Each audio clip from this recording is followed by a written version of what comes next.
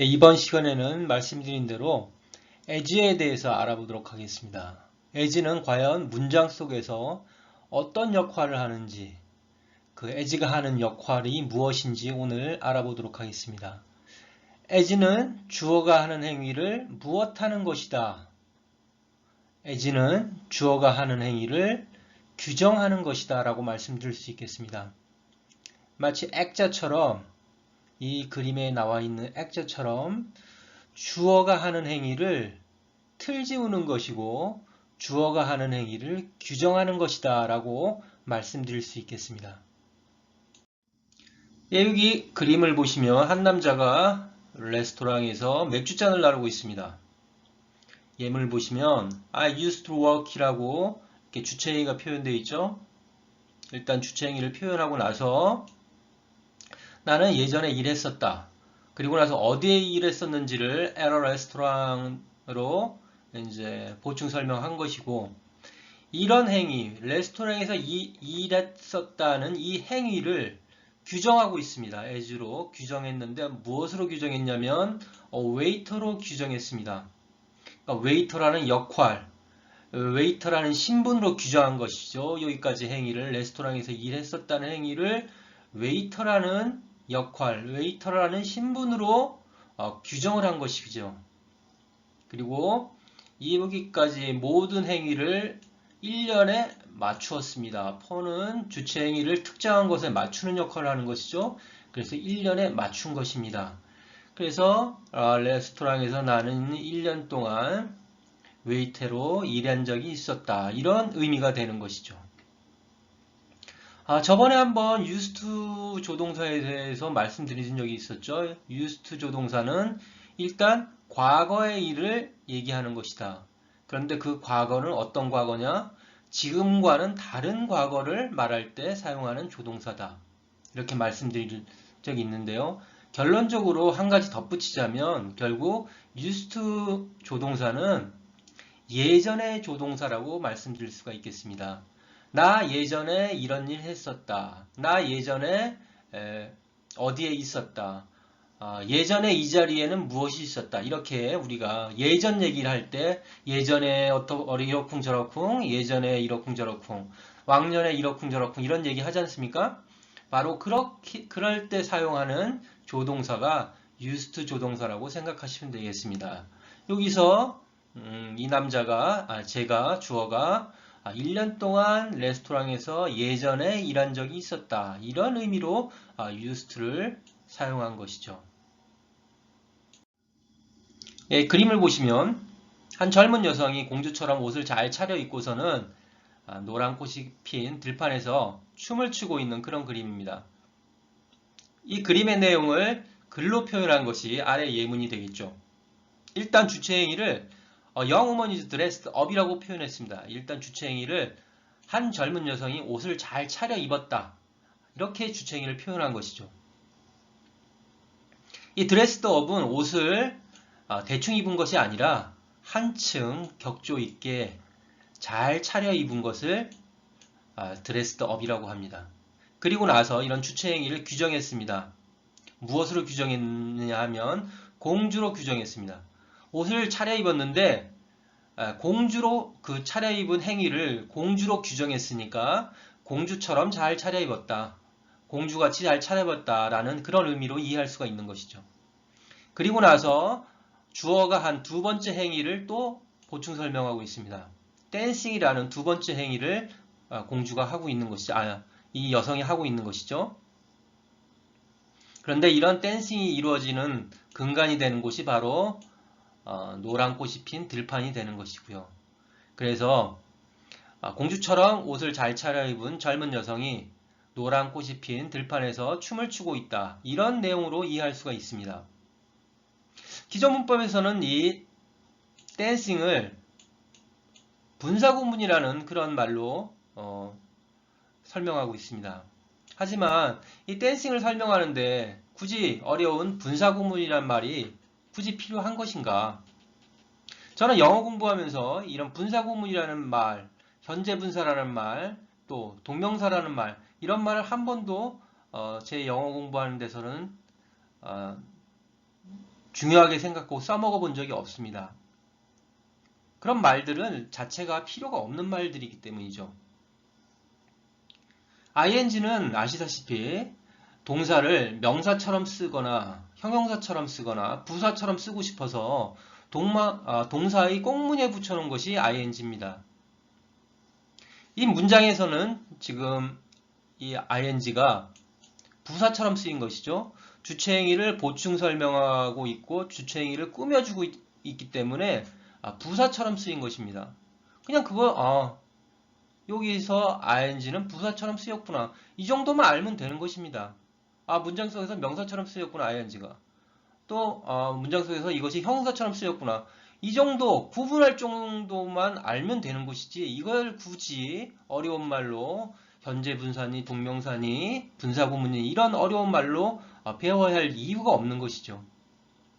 그리고 또 여러분들이 좀 더 ing가 익숙해지면 이런 현재 명사처럼 쓰였다, 형용사처럼 쓰였다, 부사처럼 쓰였다 이런 것도 다 잊어버리시고 그냥 주어 다음에 동사가 주어 다음에 쓰여서 주어의 직접적인 행위를 표현하는 것이 아닌 다른 자리에 쓰일 때는 동사에 ing를 붙이면 되겠구나.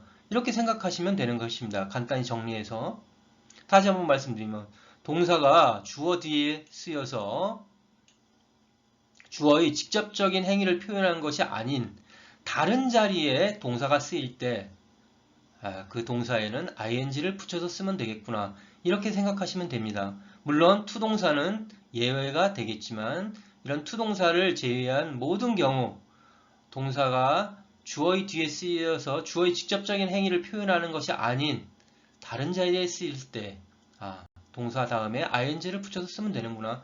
이렇게 생각하시면 되겠습니다. 또 다른 예문이 이렇게 준비되어 있습니다. 두 번째 예문부터 보실게요. 두 번째 예문의 주체 행위는 do입니다. 명령문이기 때문에 주어는 없고요. 그래서 그냥 do라고만 이렇게 나와 있죠. 그리고 이 do라는 행위를 규정했습니다. as가 규정하고 있어요. 뭐로 규정했냐면 I do로 규정한 것이죠.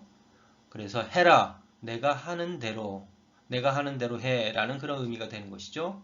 첫 번째 예문을 보시면 또 역시 해라 라고 이렇게 do가 나와 있고 그럼 이런 행위를 어디서 하라는 것인지 보충 설명했습니다. in Rome이라고 했으니까 로마에서 해라. 그리고 다시 규정했습니다. 어떻게 규정했냐면 the Romans do라고 이렇게 규정했어요. 그래서 로마 사람들이 하는 대로 해라 이런 의미가 되는 것이죠. 로마에서는 로마 사람들이 하는 대로 해라 이런 의미가 되는 것이죠. 우리가 흔히 얘기하는 로마에서는 로마법을 따라라 라는 그런 의미가 됩니다. 세 번째 예문을 보시면 EFL이라고 되어 있죠. 이것이 첫 머리 글자를 딴 것입니다. 이 잉글리시의 E와 foreign의 F와 랭귀지의 L을 따서 EFL이라고 한 것이죠. 잉글리시를 규정했습니다. 무엇으로 규정했죠? 외국어로 규정한 것이죠. 우리가 지금 영어를 배우는 것이 바로 EFL인 것이죠. English as a Foreign Language로 이렇게 배우고 있는 것이고요. 만약에 영어를 제2국어로 배우고 있다면 ESL이 됩니다. English as a Second Language로 이렇게 표현을 할 수가 있는 것이죠. 첫 번째 예문의 주체행위는 전화기가 울렸다가 첫 번째 예문의 주체행위가 되겠습니다. 그리고 이것을 무엇으로 규정했냐면 I was living으로 규정한 것이죠. 전화기가 울렸다. 그런데 이것을 어떤 행위로 규정했냐면 I was living이라는 이런 행위로 또 규정했습니다. 그럼 결국 내가 막 떠나려고 하고 있을 때 전화기가 울렸다. 이렇게 이해할 수가 있는 것이죠. 또는 내가 막 떠나려고 하고 있는데 전화기가 울렸다. 이렇게 또 이해할 수가 있는 것이고요. 두 번째 예문을 보시면 I saw him입니다. 나는 그를 봤다라는 이런 주체 행위를 어떻게 또 규정했냐면 I was getting off the bus라고 이렇게 또 규정했습니다. 내가 그를 봤는데 이런 그를 본다는 행위를 내가 버스에서 내리고 있었다는 행위로 규정한 것이죠. 그래서 내가 버스에서 내리다 그를 봤다. 내가 버스에서 내릴 때 그를 봤다. 이렇게 이해할 수가 있는 것입니다. 세 번째 예문을 보시면요. 주체의가 I lived 라고 이렇게 주체의가 표현되어 있습니다. 나는 살았다. 그리고 내가 살았다는 행위의 근간이 된 것이 바로 서울인 것이고요. 그리고 또 다시 규정했습니다. as a child로 이렇게 규정했습니다. 그러면 결국 아이 때, 어린아이 때 서울에서 살았다. 이런 의미가 되는 것이죠. 첫 번째 행위의 주체행위가 I was busy all day long 이라고 이렇게 표현한 뒤에 이런 주체행위를 규정했습니다. 뭐라고 규정했냐면 usual로 이렇게 규정했네요. 그렇다면 결국 나는 하루 종일 바빴는데 언제나와 같이 늘 그렇듯이 바빴다. 이런 의미로 이해할 수가 있겠습니다. 그 다음 두 번째 예문의 주체행위는 I'm a very normal person. 나는 매우 보통 사람이다. 평범한 사람이다. 이런 의미가 되는 것이죠. 그런데 그것을 무엇으로 규정했냐면 I said before라고 이렇게 규정했습니다. 결국 전에 내가 말했다는 것으로 규정했으니까 전에 내가 말했듯이 나는 매우 평범한 사람이다 라는 그런 의미가 되겠습니다. 첫 번째 예문과 두 번째 예문은 지난 강의들에서 한 번씩 본 예문들이지만 as와 비교해 보기 위해서 한 번 더 보도록 하겠습니다. 첫 번째 예문의 주체행위는 그녀가 젊은지 나이가 들었는지 나는 말할 수가 없다. 즉 알 수가 없다라는 것이 첫 번째 행위의 첫 번째 예문의 주체행위가 되겠습니다. 그리고 이런 주체행위를 for로 보충 설명했죠. for는 주체행위를 특정한 것에 맞추는 것이죠. 그럼 어떤 것에 맞췄냐면 나는 그녀를 결코 본 적이 없다는 이런 사실에 맞춘 것입니다. 나는 그녀가 늙었는지 젊었는지 알 수가 없다. 이런 행위를 나는 그녀를 결코 본 적이 없다는 사실에 맞췄으니까 결국 나는 그녀를 본 적이 없으므로 없기 때문에 나는 그녀가 젊은지 나이가 들었는지 알 수가 없다. 이런 내용이 되는 것이죠. 두 번째 예문을 보시면 보충 설명이 먼저 나왔지만 주체행위부터 보도록 하겠습니다.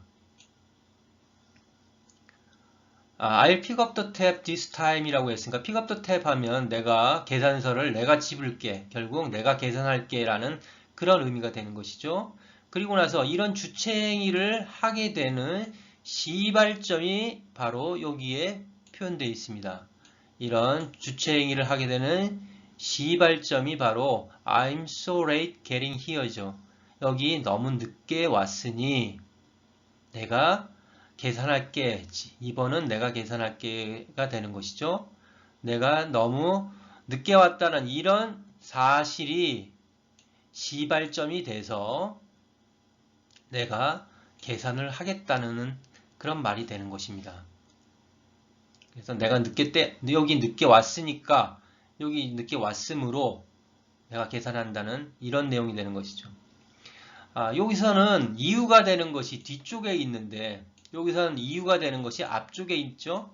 그 이유는 바로 since가 주체행위를 하게 되는 시발점이기 때문에 이렇게 since가 주체행위보다 먼저 나오는 것이 더 자연스러운 것이죠. 그래서 since가 주체행위보다 이렇게 먼저 표현된 것입니다. 세 번째 예문을 보시면요. My brother decided not to go out 이라고 이렇게 주체행위가 표현되어 있습니다. 내 형제, 형인지 동생인지 모르겠지만 내 형제가 밖에 외출하지 않기로 결정했다. 이렇게 주체행위를 표현했고요. 이런 주체행위를 규정했습니다. 무엇으로 규정했냐면 그는 정말 피곤했다는 사실로 규정한 것이죠. 그래서 그가 너무 피곤했기 때문에 그는 내 형제는 밖에 나가지 않기로 결정했다. 이렇게 이해할 수가 있는 것입니다. for나 since나 as나 모두 본인들의 각자의 역할을 했을 뿐인데 의미는 모두 무엇 때문에, 무엇이므로, 무엇해서 이렇게 이해할 수가 있는 것이죠. 결코 이 for나 since나 as에 무엇 때문에라는 의미가 있는 것이 아님에도 불구하고 문맥이 그러하기 때문에 이런 의미가 나오는 것이죠. 그렇게 이해할 수밖에 없는 것이죠.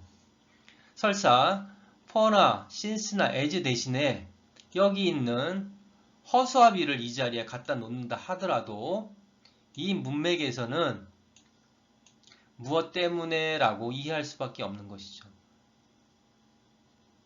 나는 그를 본 적이 없다라는 이런 사실과 나는 알 수가 없다는 이런 두 가지 사실을 합리적으로 연결하기 위해서는 결국 내가 본 적이 없기 때문에 라고 이렇게 이해할 수밖에 없는 것이죠. 이 for나 since와 as가 쓰인 것은 각자의 역할이 필요해서 쓰인 것일 뿐인 것이고요.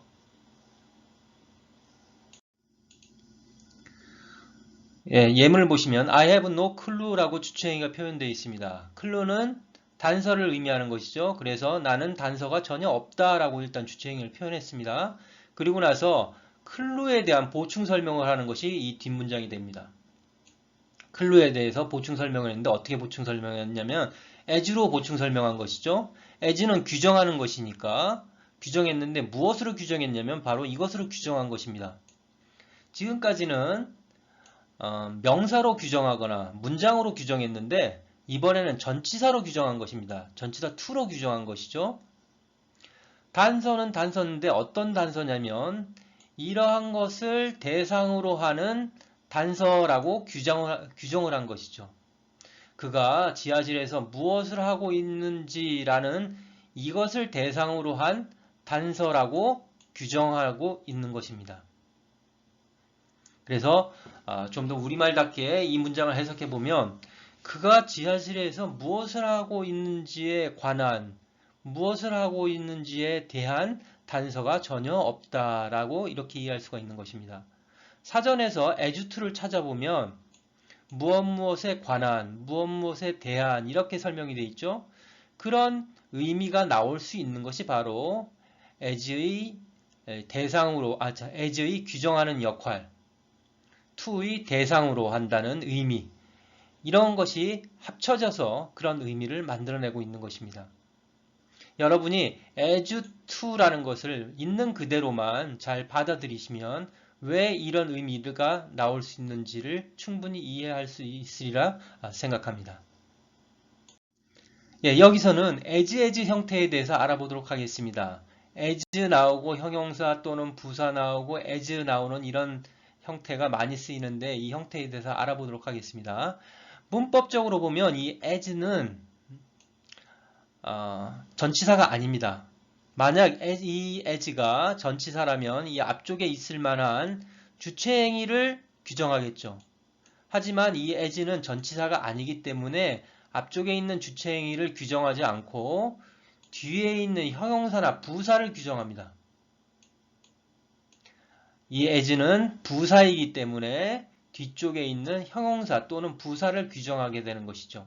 그럼 어떻게 규정하냐면 어느 정도, 어느 만큼으로 규정하는 것입니다.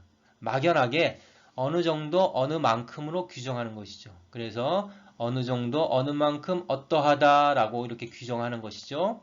그리고 나서 뒤에 있는 as가 구체적으로 다시 한번 규정합니다. 무엇 정도, 무엇만큼으로 다시 한번 이렇게 규정하는 것이죠. 물론 이때 as는 전치사 역할을 합니다. 그래서 이 앞쪽에 있는 형용사 또는 부사를 규정하는 것이죠. 무엇만큼, 무엇 정도라고 이렇게 구체적으로 규정하는 것이죠. 이 밑에 있는 예문을 보시면요. as, 앞에 있는 as가 막연하게 어느 정도, 어느 만큼 길다라고 이렇게 long을 규정했습니다. 어느 정도, 어느 만큼 길다라고 이렇게 long을 규정하고 나서 뒤에 있는 as가 구체적으로 무엇만큼, 무엇 정도 길다라고 다시 한번 규정하는 것이죠. 다시 한번 이렇게 규정하는 것이죠. as는 앞에 있는 as는 막연하게 어느 만큼 어느 정도라고 막연하게 규정하고 다시 한번 뒤에 있는 as는 무엇 정도 무엇만큼으로 구체적으로 규정한다. 그래서 연필만큼 길다라고 규정한 것입니다. 네, 첫 번째 as는 역시 막연하게 규정합니다. 어느 정도 어느 만큼으로 막연하게 규정하고요. 두 번째 as가 바로 구체적으로 무엇 정도 무엇만큼으로 규정하는 것이죠. 바로 사과 정도 사과만큼으로 규정해서 어느 정도 어느 만큼 크다, 사과 정도 사과만큼 이런 의미가 되는 것이죠. My fist is as big이라고 되어 있으니까 내 주먹은 어느 정도 어느 만큼 크다라고 규정한 것이죠. 다시 구체적으로 무엇 정도 무엇만큼 큰지를 규정하는 것이 두 번째 as고요. 그래서 사과 정도 사과만큼 크다. 내 주먹은 어느 정도 어느 만큼 큰데 바로 사과 정도 사과만큼 크다. 이런 의미가 되는 것입니다. 세 번째 예문을 보시면요. My fist is twice as big이라고 되어 있으니까 위에서의 as는 막연하게 그냥 어느 정도 어느 만큼이었지만 여기서 twice가 있으니까 두 배 정도, 두 배만큼이라고 규정하는 것이죠. 바로 위에 있는 as는 막연하게 어느 정도였지만 여기서는 twice가 있기 때문에 두 배만큼, 두 배 정도 크다라고 규정하는 것이죠. 그리고 구체적으로 무엇의 두 배만큼, 무엇의 두 배 정도 크냐를 다시 as가 규정하는 것이죠. 사과 정도, 사과만큼의 두 배 정도 크다. 이런 의미가 되는 것입니다. 예, 그림을 보시면 할머니 한 분이 계시는데 이 할머니를 주체로 본다면 이 할머니가 하고 계시는 이 머리는 객체로 표현할 수가 있겠죠. 그래서 an old woman이 주체라면 이 hair는 주체에 딸린 객체로 이렇게 표현할 수가 있는 것입니다. 그리고 이 hair에 대한 또 다시 보충 설명을 하죠. 이 hair가 하얗다고 이렇게 보충 설명을 하는데 그냥 하얗다고 보충 설명한 것이 아니라 어느 정도 어느 만큼 하얗다고 이렇게 규정해서 보충 설명하는 것입니다. 그리고 나서 구체적으로 무엇만큼 무엇 정도 하얀지를 다시 규정하는 것이죠. 그래서 구체적으로 눈만큼 눈 정도 하얀이라고 이렇게 보충 설명하고 구체적으로 규정한 것이죠. 그래서 눈만큼 하얀 머리를 한 나이 드신 할머니 이런 의미가 되겠습니다. 첫 번째 예문을 보시면요. 나는 분명 결코 그것을 잊지 않을 것이다 라고 일단 주체행위를 표현하고 나서 보충 설명했습니다. 어느 정도 오랫동안, 어느 만큼 오랫동안, 그리고 나서 구체적으로 내가 사는 만큼 오랫동안, 내가 사는 정도 오랫동안 이라고 구체적으로 규정한 것이죠. 그래서 내가 사는 한은 나는 그것을 결코 잊지 않을 것이다 라는 의미가 됩니다. 두 번째 예문에서는 as 대신에 이렇게 so를 쓸 수가 있습니다. as long이 어느 정도 오랫동안, 어느 만큼 오랫동안이었다면 so long은 그렇게 오랫동안이라고 이해하면 되겠죠. 그렇게 오랫동안. 그 다음에 구체적으로 무엇만큼인지를 보충 설명해서 우리가 사는 만큼, 우리가 사는 정도 그렇게 오랫동안 우리는 반드시 일을 해야 한다. 다시 우리말답게 바꿔보면 우리가 사는 한은 우리는 반드시 일을 해야 한다. 이렇게 이해할 수가 있는 것이죠. 세 번째 예문을 보시면 as far 하니까 어느 정도 멀리, 어느 만큼 멀리, 그 다음에 구체적으로 내가 아는 만큼 멀리, 내가 아는 정도 멀리, 그는 좋은 사람이다. 이런 의미가 되는 것이고 우리말로 우리말답게 바꿔보면 내가 아는 한에 있어서는 그는 좋은 사람이다 라는 그런 의미가 됩니다. 마지막 예문을 보시면 He is not so much a scholar as a writer라고 되어 있죠. 그는 아니다. 그렇게 많이는 학자로서 그렇게 많이는 아니다. 다시 구체적으로 규정해서 작가인 것만큼, 작가인 것 정도, 이런 의미가 되는 것이죠. 직역하면. 그래서 그는 학자로서는 그렇게 많이는 아니다. 작가인 것만큼, 작가인 것 정도. 최종적으로 그는 학자라기보다는 작가이다라는 그런 의미가 되겠습니다. 여기서는 as well as에 대해서 알아보도록 하겠습니다. A as well as B가 나오면 A는 새로운 정보입니다. 그리고 B는 이미 알고 있는 구정보가 되는 것이고요. 이 예문을 보시면 you know as well 이라고 되어 있습니다. 그럼 이 앞에 있는 as는 막연하게 너는 어느 정도 잘 안다. 어느 만큼 잘 안다라는 그런 의미가 되는 것이죠. 그리고 다시 규정했으니까 내가 아는 만큼 내가 아는 정도 잘 안다. 이런 식의 문장이 되는 것이고요. 결국 나만큼 너도 잘 안다는 의미가 되는 것이고 이 말을 뒤집어서 보면 나뿐만 아니라 너도 안다라는 그런 의미가 되는 것이죠. 바로 you know가 신정보가 되고 I do가 구정보가 되는 것이죠. 그래서 A as well as B 하면 B만큼 A도 잘 이라는 그런 의미가 되는 것이고 다시 이 말은 B뿐만 아니라 A도 라고 이해할 수가 있겠습니다. 첫 번째 예문을 보시면요. 이것이 바로 새로운 정보가 되는 것이죠. 신정보입니다. 우리가 모르고 있었던 새로운 정보인 것이고요. 이 B가 바로 이미 알고 있는 정보, 우리가 이미 알고 있는 정보, 구정보가 되는 것이죠. 그래서 그녀가 패션 디자이너라는 것은 누구나 알고 있는 사실입니다. 그런데 새로 밝혀진 사실이 바로 재능 있는 화가라는 것이죠. 그래서 이 문장은 그녀는 패션 디자이너일 뿐만 아니라 재능 있는 화가이기도 하다라는 그런 의미가 되는 것입니다. 만약에 이렇게만 쓰여 있다면 She's a talented painter라고만 쓰여 있다면 그냥 그녀는 재능 있는 화가다라는 그런 의미일 뿐입니다. 그런데 만일 거기에 as well을 붙이면 이것이 재능 있는 화가라는 것이 새로운 정보가 되는 것이죠. 그래서 그녀는 재능 있는 화가이기도 하다. 그녀는 재능 있는 화가이기도 해 라고 이렇게 알려주는 것이죠. 새로운 정보를. 그리고 다시 뒤에 as a fashion designer라고까지 붙여주면 그녀가 패션 디자이너일 뿐만 아니라 우리가 이미 알고 있는 패션 디자이너일 뿐만 아니라 재능 있는 화가이기도 하다. 재능 있는 화가이기도 해 라고 이렇게 새로운 정보를 알려주는 것이죠. 그러면 이것을 as well as 문장을 not only but also 문장으로도 이렇게 바꿀 수가 있습니다. 그런데 이렇게 바꾸게 되면 구정보, 이미 알고 있는 정보가 앞쪽으로 오고요. 신정보, 새로운 정보가 이렇게 뒤로 가게 됩니다. 그래서 not only but also는 이 뒤에 있는 이것을 강조하는 것이기 때문에 뒤로 가게 되는 것이죠.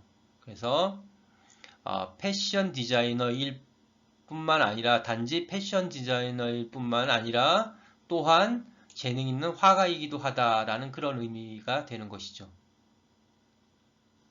그 아래 예문을 보시면 He is clever as well as nice 라고 되어 있죠. 그래서 이 영리하다는 것이 새로운 정보가 되는 것입니다. 그가 멋지다, 나이스하다라는 것은 이미 다 알고 있는 사실이고 게다가 그는 영리하기도 하다라는 그런 의미가 되는 것이죠. 그는 멋질 뿐만 아니라 영리하기도 하다.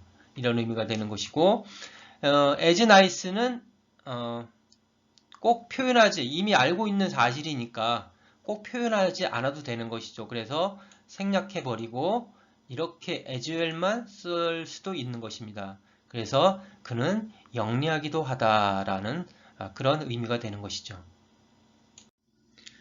여기서는 search as에 대해서 알아보도록 하겠습니다. search as는 예를 들 때 사용하는 말이죠. A라는 것이 있는데 그 A에 속하는 것들 중에는 B나 C나 D 이러한 것들이 있다라고 예를 드는 것입니다. 이것이 A인데 이 A에는 속하는 것들 중에는 이런 것도 있고 이런 것도 있고 이런 것도 있다라고 예를 드는 것이죠. 그래서 A는 바로 전체를 나타내는 말이어야 합니다. 전체를 대표하는 말이어야 하는 것이죠.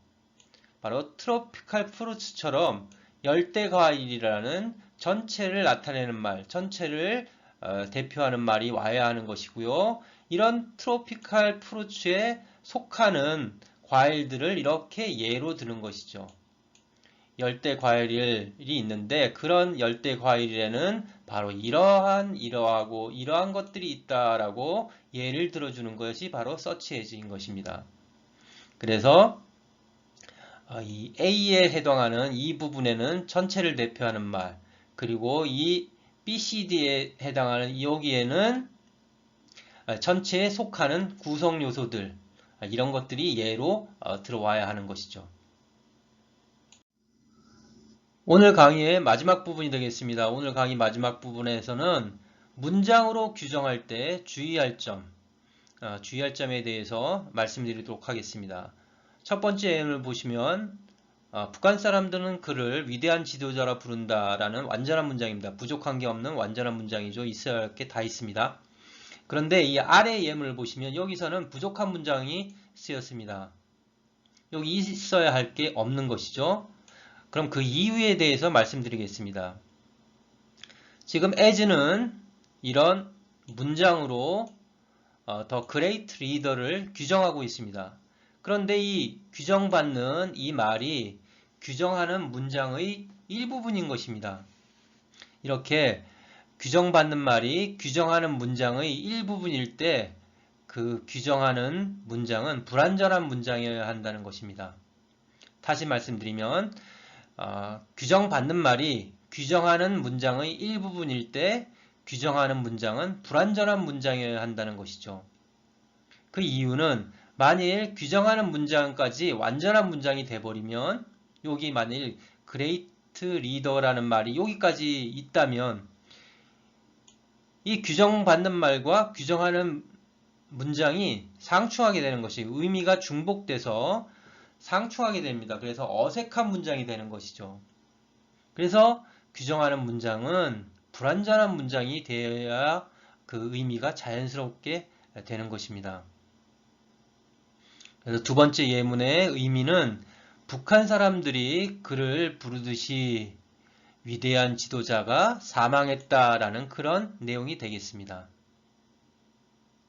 그 아래 예문을 보시면요. As I mentioned before, Carl is good at sports라고 되어 있습니다. 내가 전에 말했듯이 칼은 운동을 잘한다 라는 이런 의미죠. 보시다시피 여기 mentioned라는 동사의 목적어가 없는 불완전한 문장입니다. 규정하는 문장이 지금 목적어가 없는 불완전한 문장이죠. 그 이유는 규정받는 문장이 규정하는 문장의 일부분이기 때문입니다. 즉, 이 목적어의 자리에 규정받는 문장이 해당이 되는 것이죠.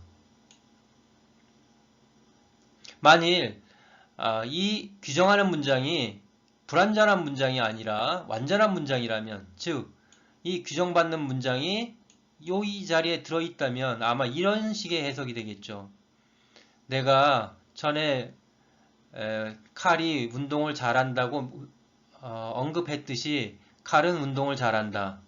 이런 이상한 표현이 되는 것입니다. 그래서 이 규정하는 문장은 불완전한 문장이어야 한다. 그래야 의미가 자연스러운 문장이 된다라는 그런 말이고요. 두 번째 여기 예문을 보시면 as is widely known이라는 이렇게 규정하고 있습니다. 이 규정하는 말에 지금 주어가 없는 불완전한 문장이죠.